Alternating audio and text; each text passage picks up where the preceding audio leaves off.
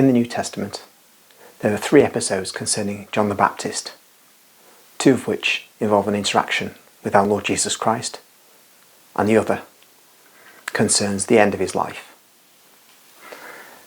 There are the visitation of the Blessed Virgin Mary to St. Elizabeth, when St. John the Baptist senses in the womb of St. Elizabeth the presence of our Lord Jesus, who is at that point in the womb of the Blessed Virgin Mary. And that's recorded in St. Luke's Gospel. Then we have the baptism of Jesus, which is recorded in all the Gospels. And then we have the death of John the Baptist. But there is more to John the Baptist than is contained in the Gospels.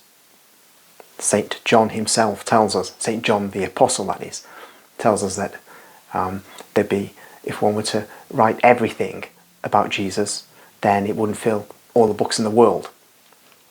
Or something like that, I paraphrase slightly.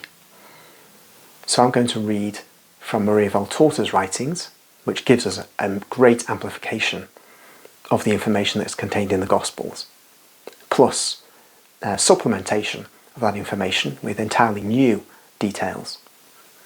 I'm going to give you something that is an entirely new detail about John the Baptist, and it concerns Jesus' encounter with John when he is aware that his end is nigh.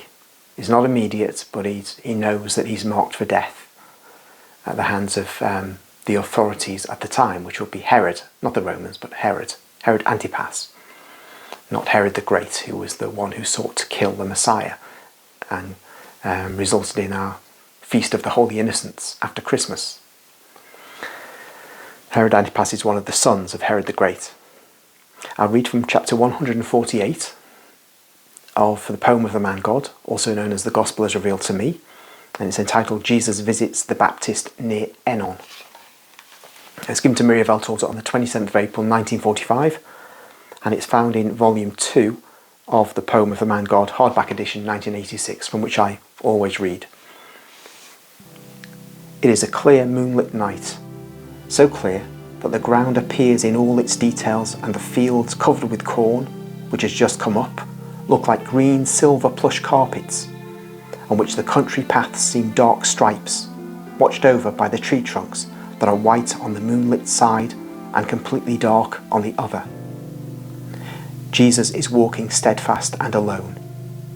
He proceeds very fast along his way until he reaches a stream that is flowing down, gurgling towards the plain in a northeast direction. He goes upstream as far as a lonely spot near a woody slope. He moves to one side, climbs up a steep path, and arrives at a natural cave on the side of the hill. I will just make a brief pause, just for now, just to say that you notice how she describes the scenery, the direction Jesus goes in, the reference to the vegetation, the stream. It's very clear that this will be over the top for a novelist. And further, it's very, very precise. It is as if she really is seeing what she's describing, because it's hard to see why she would go into such detail otherwise. And it's further reason to believe that her visions are of what actually was happening 2,000 years ago during the ministry of Jesus. And there are other reasons to believe that in the first dozen or so videos that I produced concerning Maria Valtorta. But I shall continue. He goes in and bends over a body that is lying on the ground and can be seen only indistinctly in the moonlight, which shines on the path outside, but does not illuminate the cave. He calls him, "John." The man awakes and sits up, still drowsy. But he soon realizes who is calling him and jumps to his feet, then prostrates himself, saying, "How is it that my Lord came to me?" "To make your heart and mine happy." You wanted me, John. Here I am. Get up. Let us go out into the moonlight and sit and talk on the rock near the grotto. John obeys, gets up, and goes out. But when Jesus sits down, he kneels down in front of Christ. He is wearing a sheepskin, which hardly covers his very lean body, and he pushes back his long dishevelled hair, which had fallen over his eyes, to see the Son of God better. The contrast between them is very strong. Jesus is pale and fair-headed. His hair is soft and tidy, and his beard is trimmed round the lower part of his face. John is like a bush of very dark hairs, in which two deep-set eyes can be seen, two feverish eyes, I would say, as they shine so much in their jet-black setting. I've come to thank you. You have fulfilled and are fulfilling, with the perfection of grace within you, your mission as my precursor. When the hour comes, you will enter heaven beside me, because you will have deserved everything from God. And in the expectation, you will already be in the peace of the Lord, my beloved friend.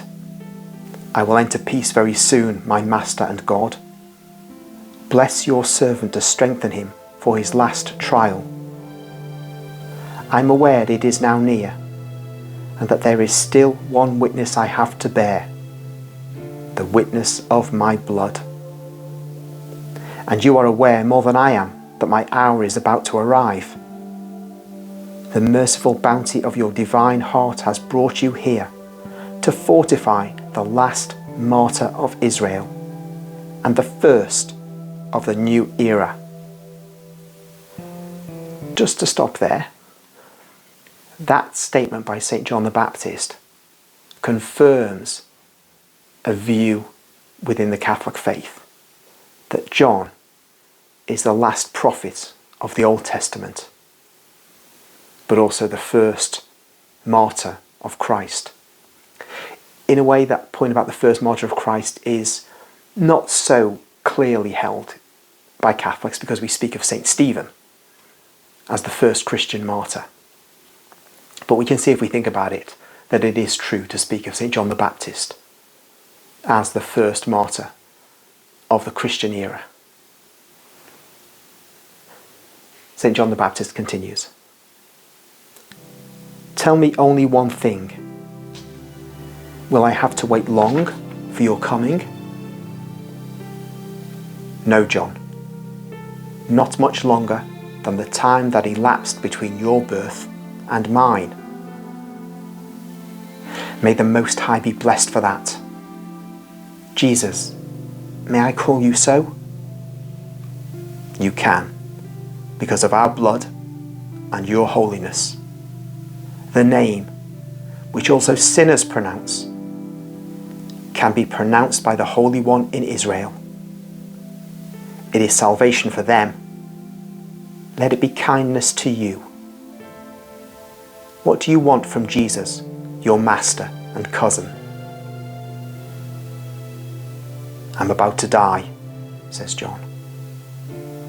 "As a father is anxious for his children, so I am anxious for my disciples." "My disciples. You are a master, and you know how fondly we love them.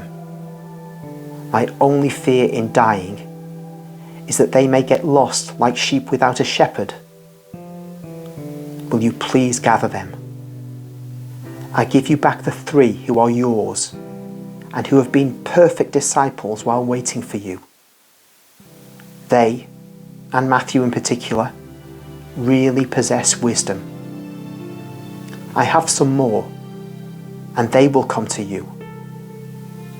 Allow me to entrust those 3 to you personally. They are the dearest." "And they are dear to me," says Jesus. "Do not worry, John. They shall not perish. Neither those 3 nor the other true disciples of yours. I will collect your inheritance and look after it as the dearest treasure received from the perfect friend and servant of the Lord. John prostrates himself to the ground, and what seems impossible in such an austere personage, he bursts into tears, sobbing out of spiritual joy. Jesus lays a hand on his head. Your joyful and humble tears are in unison with the song of long ago, at the sound of which your little heart leapt out of joy. The song and your tears are the same hymn of praise to the Eternal Father, who, quotes, has done great things, he that is mighty to humble souls, unquote. Also, my mother is about to intone once again the song that she sang then. But later, the greatest glory will come also to her as to you after your martyrdom. I convey also her greetings to you. You deserve all respect and comfort. Here, it is only the hand of the Son of Man which is laid on your head. But light and love are descending from the open heavens to bless you, John. I do not deserve so much. I am your servant. You are my John. That day at the Jordan, I was the Messiah who was being revealed.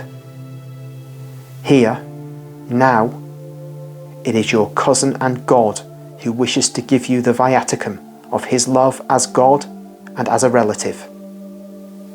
Get up, John. Let us kiss each other goodbye. I do not deserve so much. I have longed so much for it all my life. But I dare not do that to you. You are my God. I am your Jesus. Goodbye. My soul will be near yours until peace comes. Live and die in peace for the sake of your disciples. That is all I can give you for the time being. But in heaven, I will give you 100-fold, because you have found grace in the eyes of God. Jesus has lifted him and embraced him, kissing him on his cheeks and being kissed by him. Then John kneels once again, and Jesus lays both hands on his head and prays with his eyes turned to heaven. He seems to be consecrating him. He is impressive. They are silent for some time. Then Jesus takes his leave with his kind salutation. May peace be always with you. And he resumes the same road as before.